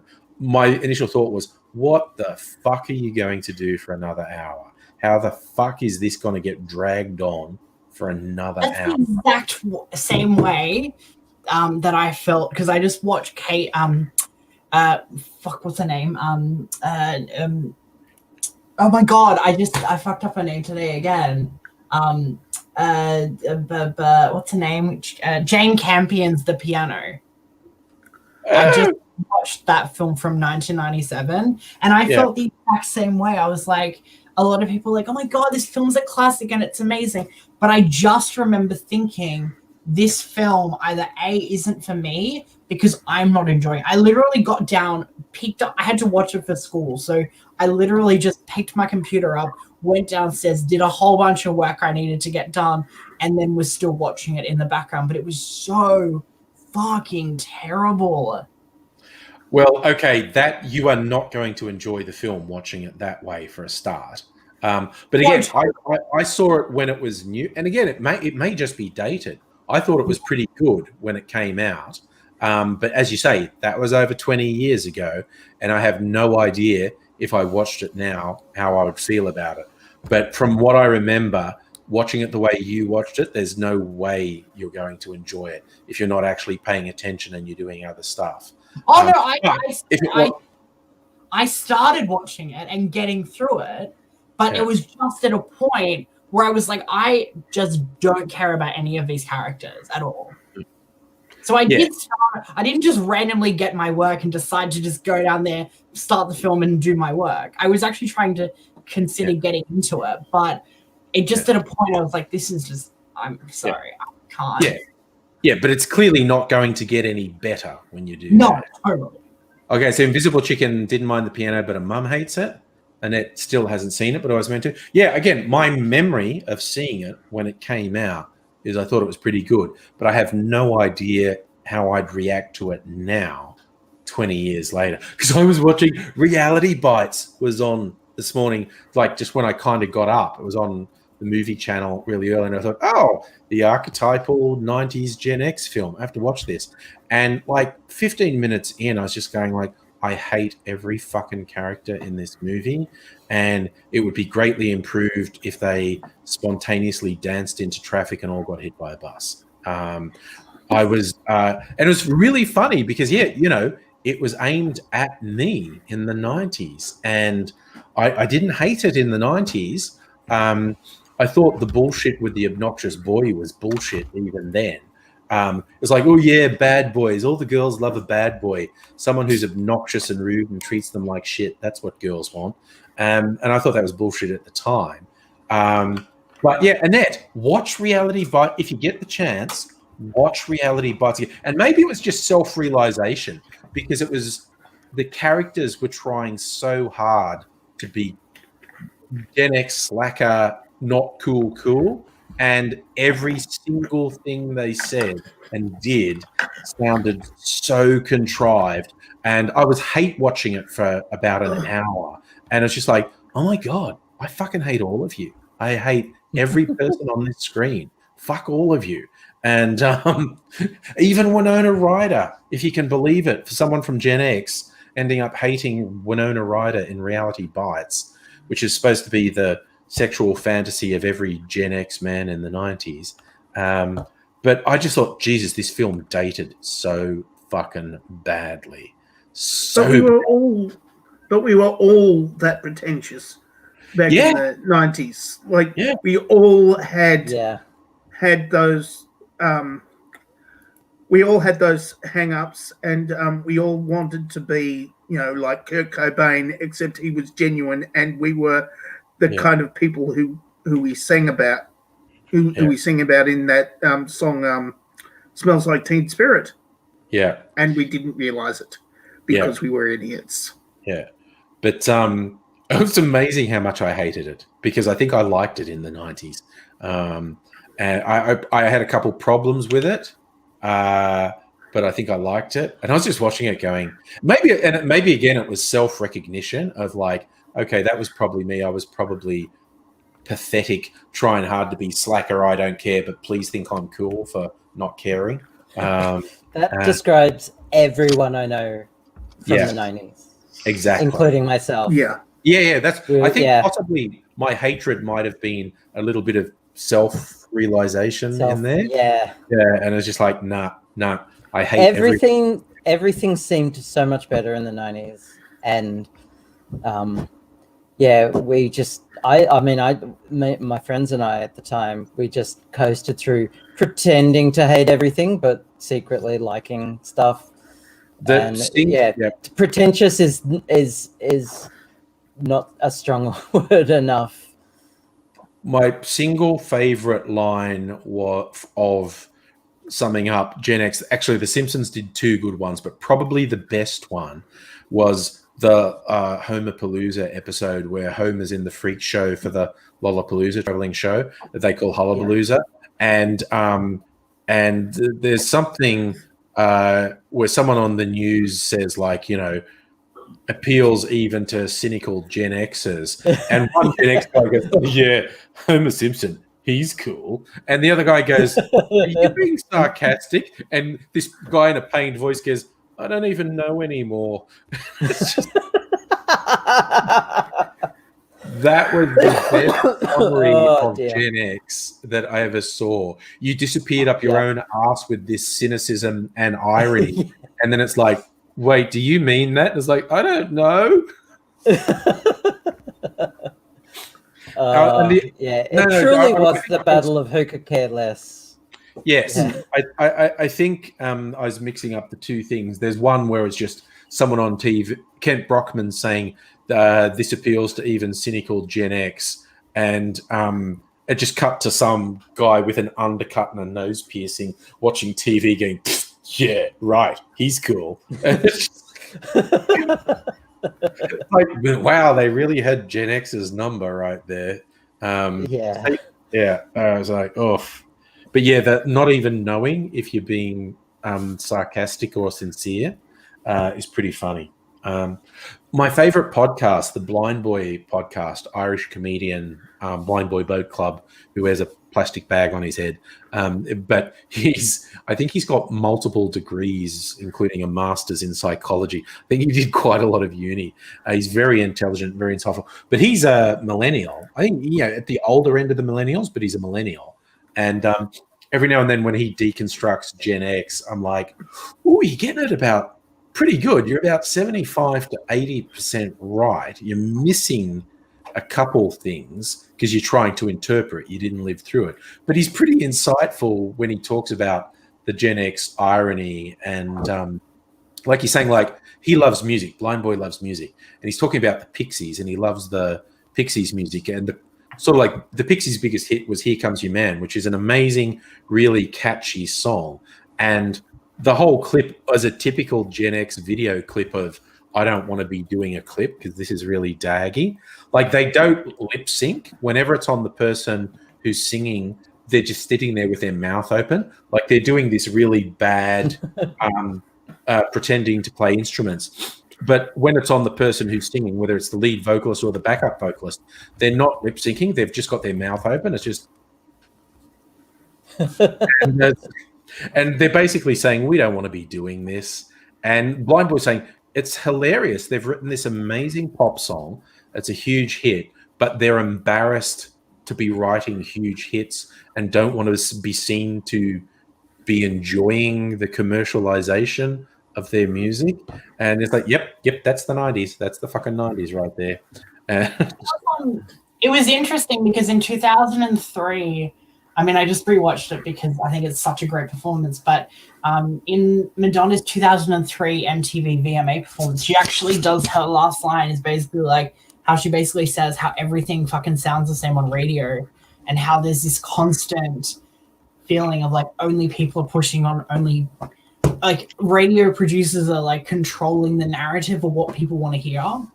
Yeah. But there's always performance. But yeah, it was such a good performance. Yeah, but Madonna's a whiny boomer, but you know, it's like, How dare you? She's an icon. yeah, icons can be whiny. She's an yeah, She's got an icon and a whiny boomer. They're not mutually exclusive. Yeah, but yeah, I mean, obviously, you know, she had such a huge impact for about 20 years, from the early 80s to the early noughties, which is no mean feat. And I'd like quite a bit of her stuff, actually. Not a mad Madonna fan. I never watched any of her movies, like Desperately Seeking Susan. I reckon, I bet that has dated so badly. I now want to seek it out because I bet it has dated so badly. It's got Rosanna Arquette and Madonna in it. And Rosanna Arquette is the uptight girl, and Madonna's the bad girl in it. And Madonna turns Rosanna Arquette into a bad girl. And that's as much as I remember. I've seen bits of it. I've never watched the whole movie, but from the bits I remember, I'm just thinking that will have dated so badly, so very, very badly. I mean, look at a film. I remember watching it back then, but I don't remember much of it. No, it mustn't have made an impression. Yeah, look at a same film. here. It just didn't feel. It didn't feel good for me. I just wasn't interested. Yeah, I watched it, but I wasn't interested. Yeah, she was in a movie called Who's That Girl? And of course, weirdly, she was in the Warren Beatty Tracy movie. She was in she was in the baseball A League of Their Own. League of Their Own with Rosie O'Donnell and which I reckon Jenna and Gina Davis. She was great. And then I still haven't seen it, but apparently, like, you know, when she was shacked up with Guy Ritchie, she made a movie with Guy Ritchie, Castaway or whatever it's called, which is supposedly spectacularly bad. I haven't seen it. I don't know if I could bring myself to watch it, but the movie that Guy Ritchie made when he was married to Madonna, with Madonna in it, is apparently Swept Away. Swept Away, thank you. Castaway, that's the fucking Tom Hanks movie. Supposedly, I mean, she turned into a director because, I mean, she probably must have gotten like something from Guy Ritchie, and she tried to do her own film, and supposedly it was piss poor. Yeah, it's no one's had a good word to say about it, basically.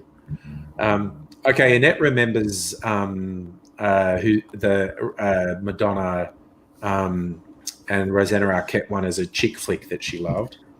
Annette making a BlackBerry sidecar. Okay, not that I really want to be such a bad influence and encourage you to buy even more alcohol, but I did recently discover limoncello in a sidecar is fucking great. Because a sidecar is a really simple classic cocktail that's just brandy or cognac, so some form of brandy, orange, some form of orange liqueur, and lemon juice. That's a sidecar. It's simple 3-ingredient cocktail. But I found if there was, like, instead of lemon juice, you put limoncello, which is of course sweeter than lemon juice. Fucking great. Very, very, very good. But not that I'm wantonly encouraging people to buy even more alcohol in these lockdown times of ours, but you know, it always works for me. I did a whole bunch of bucket purchases from Dan Murphy this week.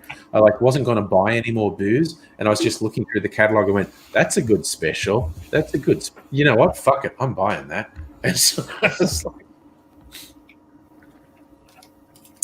in the words of Donald Trump, and I cannot believe I'm quoting him, "It is what it is."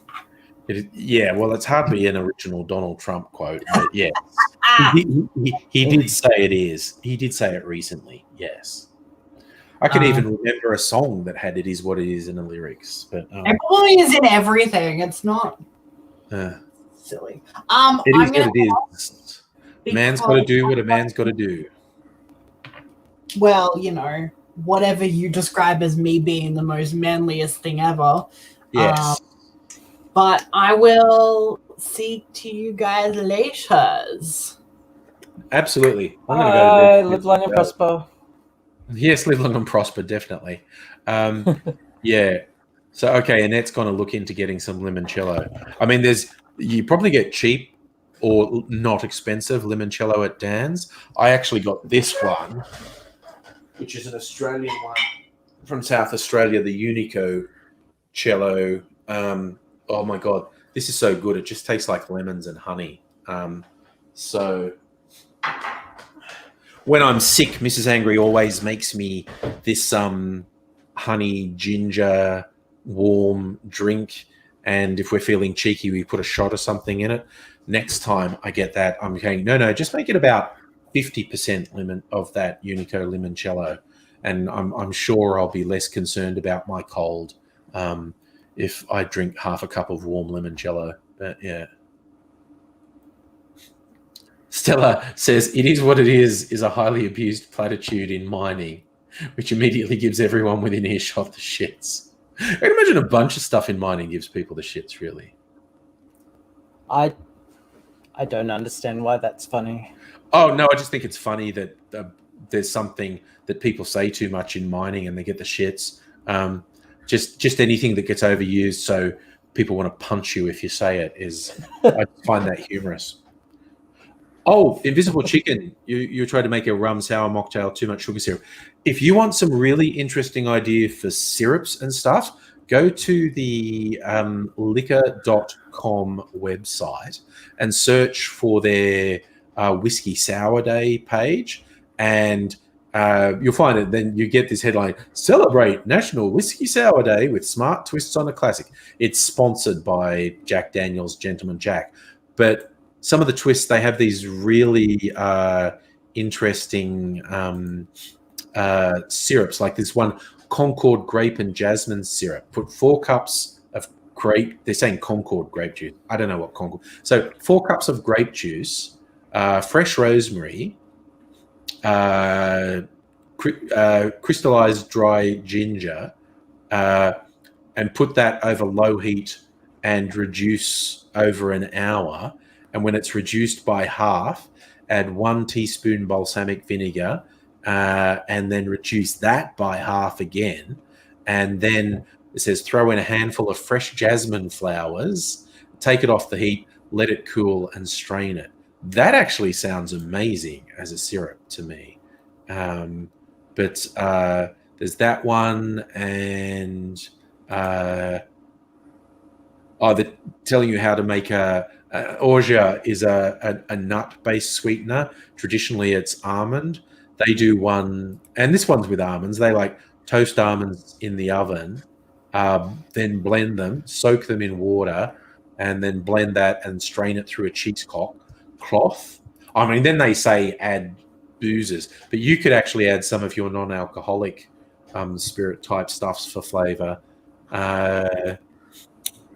This is the one I made, a milk clarified sweet and sour mix. So you do a citrus oleo.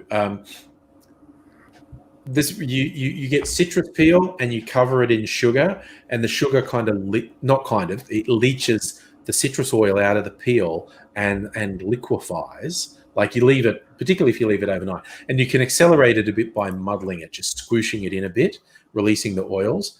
And I mean, they say 10 grapefruit peels, 10 lemon peels, whatever you've got. I did it with grapefruit and lemon and blood orange. But so you get peels, cover them in sugar, leave it overnight so it starts to turn into a syrup. And then they said to that, add some fruit juices. They said add grapefruit juice, lemon juice, and orange juice, and dissolve the sugar in that, and then do a milk clarification thing. Ignore their instrument boiling bullshit. And they say allow to sit for no less than 6 hours. Bullshit. You can leave it to sit for 15. You don't have to boil it. In fact, don't bother boiling it. Just use out of the fridge milk. And you only need to let it sit for 15 to 30 minutes and then pour it through a coffee filter to do the milk clarification. I made this. And because I made it with blood orange, which is very red. It's come out a red-pink color. And this is a really nice sort of sweet and sour mix. And they also suggest you can adjust the flavor. They say ascorbic acid, but you could probably use citric acid as well to make it more or less tangy. More tangy by adding more citric acid. You can't make it less tangy by adding citric acid. But that milk clarified it, so you get this nice clear thing. It's a really nice sweet and sour mix. Would be a very good base for a cordial. And there's a few others. Basically, it's for a site called liquor.com. They have a treasure trove of ideas for people who don't want to drink alcohol. So it's pretty good. Ooh, Kirsten's making or loves a hot toddy with twofold whiskey and the Elixir liqueur by Imbue Distillery with hot water. Clears you right up. Yes, I have one of them before bed. Whiskey and whatnot and hot water. Oh, Shelf's asking, is Dan Murphy's like the Jim's Mowing of alcohol retailing? Yes, it is. It's the biggest. Like, their stores are physically the biggest. They have the biggest range and they're the cheapest. But yeah, there's always not always, but often a bottle shop attached to a Woolworths supermarket and a Coles. Woolworths is BWS, beer, wine, and spirits. Coles is Liquorland. Liquorland, yeah. So there are a number of reasonably big chains, but Dan Murphy's they have the biggest stores, the biggest range, and they are the cheapest. It's like the Bunnings of liquor. Yes, that's a better analogy, DT, definitely. It's the Bunnings of alcohol retail. Yes.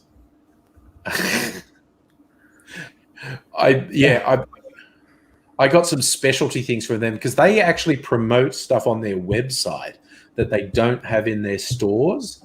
And if you order it, they say, this is going to come directly from the seller. This is why you don't see it in a Dan Murphy's. We're just actually essentially promoting it through our website. And I got a couple of those specialty ones. I'm really looking forward to an Australian one. It's I was mentioning it last night as well. I think it's like a cane sugar liqueur.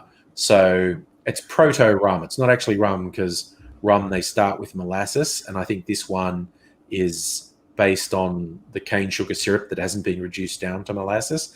But then they've infused it with cinnamon and cacao, and I'm just like, that sounds awesome. I'm really looking forward to getting that one. But was here. Oh, look, Stella, obviously with the lag, Stella jumped in and said, Dan's is the Bunnings of the booze world. So there you go. Great minds and all that, Phil. It's it is apparently the consensus. That is the correct analogy. Dan's is the Bunnings of the booze world. And, oh, God, who was it famously? I forget who it was. It was someone who was somehow tied to the government or as a government advisor or whatnot. And when all the initial lockdowns for COVID started, on his Twitter feed, there was just a tweet that said Dan Murphy's opening hours. And because he's an old boomer, and everyone should have gone, lol, this isn't Google, mate. He's meant to search on Google for Dan Murphy's opening hours, and he's put it into Twitter and hit return, and it's just popped up on his Twitter feed, Dan Murphy's opening hours. And it was really funny because he was a government advisor for the COVID shit, and when the first lockdowns happening, oh, that's so great. All he wants to know is when Dan Murphy's opening hours are. So if you ever see someone do that inexplicably, they're just basically riffing on that, and they're essentially saying, I am having a bad day, and the only thing that can help is if I go to Dan Murphy's. And so you just write on your Twitter feed, Dan Murphy's opening hours. Well, that's what stage 4 is. Stage 4 is Dan Murphy's. Stage 3 is Bunnings. Stage 2 is Lincraft. Stage 1 is stage 1. I don't think there is a stage 1 because stage 1 is normal, isn't it? Oh, no. Stage 1 is normal. Stage 2 is Lincraft. Stage 3 is Bunnings, and stage 4 is Dan Murphy's. Yeah, that's the world we live in. But what shops? That the Lincraft one. That's my mood. That was Completely. the first wave. Everyone was coming up with craft projects and sourdough starters, and the latest one. Everyone's just, man, fuck this. What the fuck? And I'm buying more booze. What the fuck? So yeah, that's where we're at. Well, we're down to double figures in Melbourne, which is excellent. Hey. I'm banking on. I'm hoping by Friday it's down to under 50, and then if it continues, it's going to be right down by the end of 6 weeks. So I honestly think all they're going to relax is, okay, the curfew's over and the 5K limit is over, and they might allow a couple more businesses to reopen. But that's going to be the only change. I think they're going to say, no, you should wear a mask everywhere, because the masks are going to go after everything else. Major contributor to the restriction of spread. Yeah. And then it's just going to be progressively more businesses open, I think. Kids going back to school and more businesses opening. I think kids going back to school should be after community transmission stopped entirely, because that's how it can go. If you've ever met kids, kids, if you tell them to socially distance, they will literally lick their hands and run after each other, saying, "You've got the COVID now."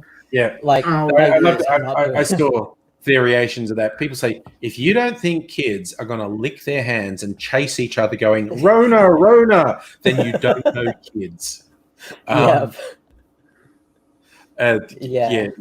Kids. They've got